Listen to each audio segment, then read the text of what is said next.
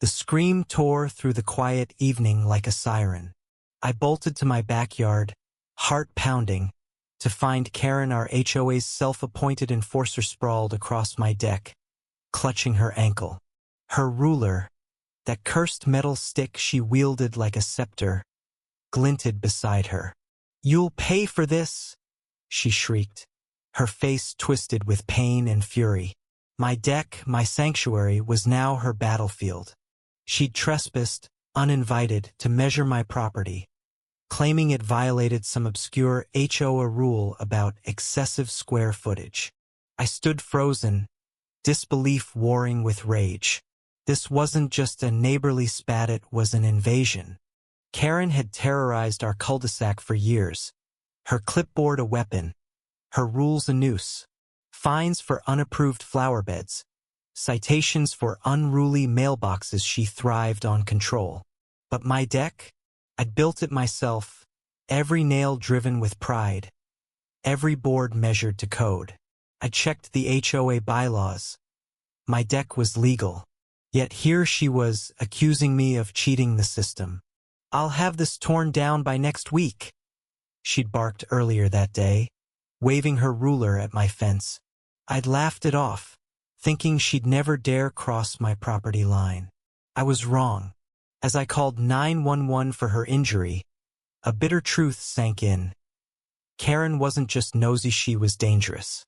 The paramedics arrived, and with them, Officer Daniels, a no-nonsense cop who'd dealt with Karen's complaints before. Karen, now propped on a stretcher, spun her tale.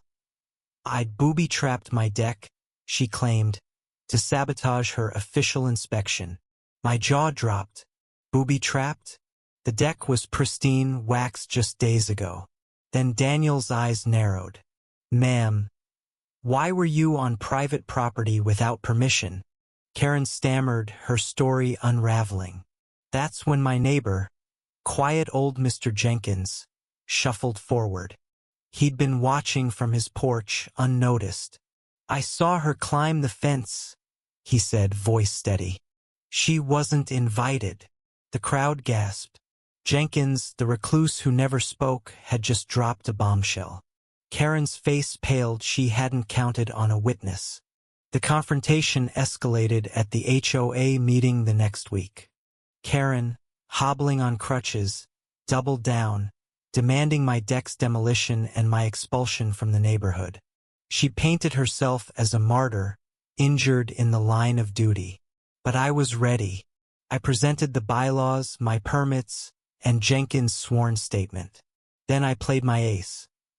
Security footage from my backyard camera, crystal clear, showing Karen scaling my fence, ruler in hand, smirking. The room erupted. Neighbors, fed up with her tyranny, shouted her down. "You broke the law," one yelled. Karen's crutches wobbled. Her authority crumbled. Daniels, present to keep order, stepped forward. "Trespassing and false accusations are serious, ma'am," he said. "You're looking at charges." Her eyes darted, seeking allies, finding none. Karen's downfall was swift. The HOA board stripped her of her position. Her fines were refunded, and my lawsuit invasion of privacy and defamation sealed her fate.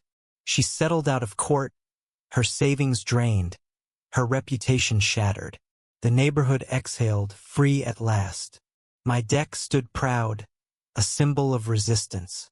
At a block party weeks later, neighbors toasted to justice, sharing stories of Karen's overreach. Jenkins, now a local hero, smiled for the first time in years. I realized then that standing up, not just for myself but for all of us, had changed everything. One person's courage, backed by truth, could topple a bully.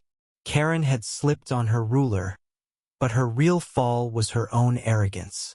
What do you think, was Karen's punishment fair, or did she deserve a second chance? Share your thoughts on justice and accountability in the comments below.